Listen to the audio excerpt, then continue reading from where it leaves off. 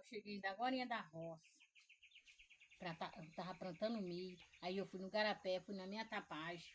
Reparar, tá tudo seco. Aí eu subi de garapé assim.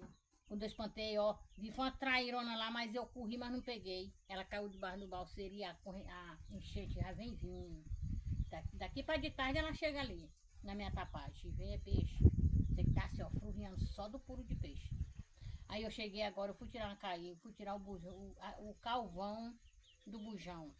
Olha do jeito que eu tô, olha do jeito da mão da mulher. Hoje um dia de domingo, né? Mas tá bom, só quero que Deus me dê saúde e coragem que eu tenho. Graças a Deus, meu Deus, eu tenho. Aí minha mãe agora ali tá acendendo fogo, aí eu vou cozinhar o arroz e vou caçar alguma coisinha ali para nós comer frito ou alguma coisa, porque só de tarde que eu vou botar a carne no fogo. E é isso. Porque o sol aqui não tá de brincadeira. Calor.